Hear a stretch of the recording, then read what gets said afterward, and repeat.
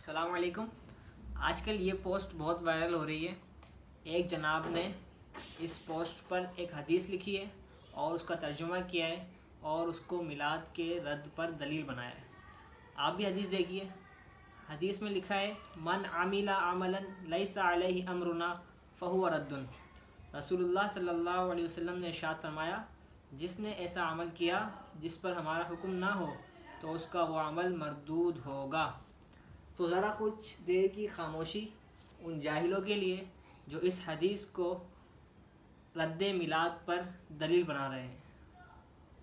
حدیث میں فرمایا گیا لیسا علیہ امرنا، جس پر قرآن و حدیث کا حکم موجود نہ ہو۔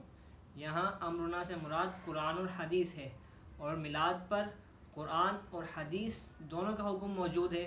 قرآن پاک میں اللہ پاک ارشاد فرماتا ہے وَتُعَزِّرُوهُ وَتُوَقِّرُوهُ، اور مسلمانوں کو چاہیے کہ وہ رسول اللہ کی عزت بیان کرے اور آپ کی توقیر بیان کرے۔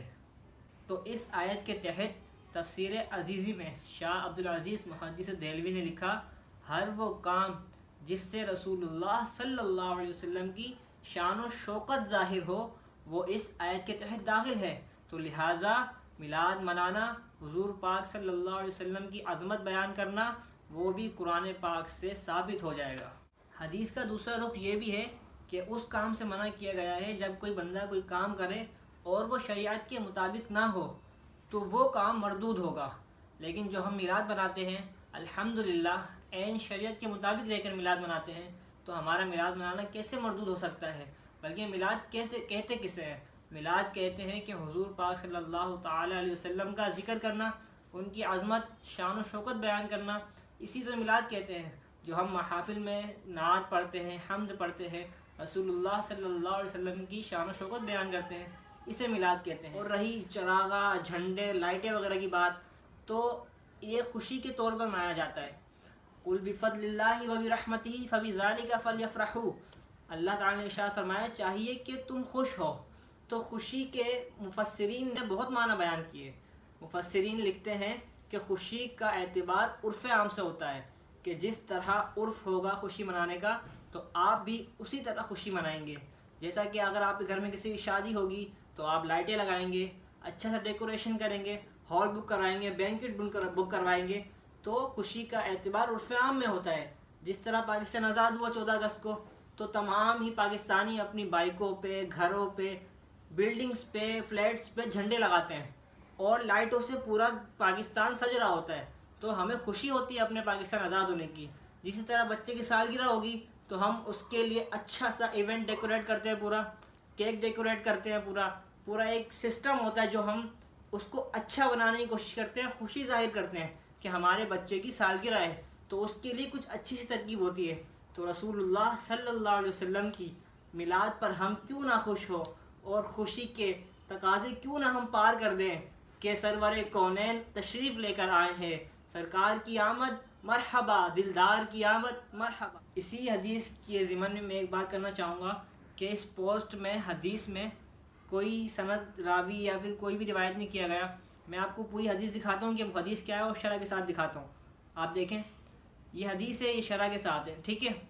اس میں امام بخاری اور امام مسلم دونوں سے روایت ہے ایک حدیث کا جز صرف امام مسلم سے روایت ہے۔ تو امام بخاری حدیث کے پائے کے عالم، وہ فرماتے ہیں کہ امام بخاری کے بارے میں آتا ہے کہ جب بھی امام بخاری کوئی بھی حدیث لکھنے بیٹھتے ہیں بخاری شریف کی، تو اس سے پہلے ایک بار غسل کرتے ہیں اور 2 نفل ادا کرتے ہیں حدیث لکھنے کے لیے۔ غالباً بخاری شریف میں 7000 کے قریب حدیث ہے، ٹھیک ہے، 7000 کے قریب حدیث ہے بخاری شریف میں، اور ہر حدیث لکھنے سے پہلے ایک بار غسل اور 2 رکعات نفل ادا کرتے ہیں۔ تو اگر ہم اس کو کیلکولیٹ کریں گے تو 14000 نفل اور 7000 مرتبہ بخاری صاحب نے، صاحب بخاری نے غسل کیا ہے۔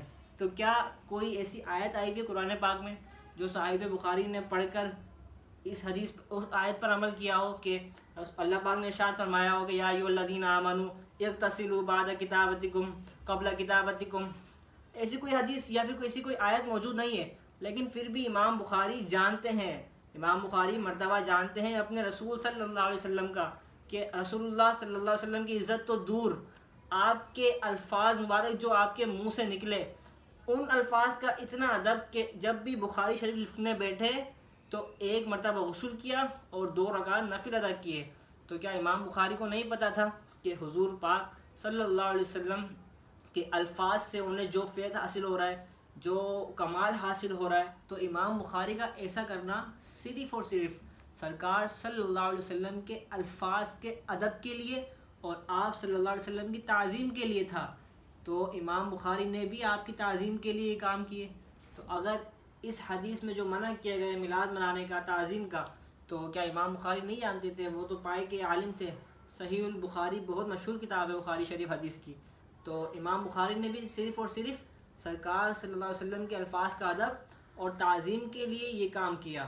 تو امام بخاری جب یہ کام کر سکتے ہیں تو ہم کیوں نہیں رسول اللہ کی تعظیم کر سکتے ہیں؟ انشاءاللہ آپ نے میلاد بنانا ہے اور جھنڈے بھی لگانے ہیں، اپنے گھر کو بھی سجانا ہے، اور کسی بھی ایسی پوسٹ کو شیئر بھی نہیں کرنا، اور ایسی پوسٹ کو آپ نے یقین بھی نہیں کرنا، اور خاص طور پہ وہ پوسٹیں جو بغیر تشریح کے ہوتی ہے اور جو بغیر سند کے ہوتی ہے۔ بس آپ کے پاس ایک پوسٹ آ گئی اور آپ اسے مان کے بیٹھ گئے، تو ایسا نہیں چلے گا۔ آپ کو ایک میچور بندہ بننا پڑے گا، آپ کو علم حاصل کرنا پڑے گا۔ میں آپ کو دعوت دیتا ہوں کہ دعوت اسلامی کے مدنی ماحول سے وابستہ رہیے اور کتابوں کا مطالعہ کرتے رہیے، کسی کی باتوں میں نہیں آیا کریں، خود تحقیق کریں، خود جانچ پڑتال کیجیے، قرآن پاک کو تفسیر کے ساتھ پڑھیں اور حدیث کو تشریح کے ساتھ پڑھیں۔ بعض حضرات صرف حدیث کا رخ دیکھ لیتے ہیں اور وہ حدیث کس لیے داخل ہوئی، کس لیے وارد ہوئی، وہ نہیں دیکھتے ہیں، تو ایسے کافی لوگ گمراہ ہو جاتے ہیں۔ تو آپ سے یہی گزارش ہے کہ میلاد منائیے، کوئی منع نہیں ہے میلاد منانا، اور علم حاصل کیجیے اور علم پھیلائیے۔ خیرکم من تعلم القرآن وعلمہ، تم میں سے بہترین شخص وہ ہے جس نے قرآن کو سیکھا اور سکھایا۔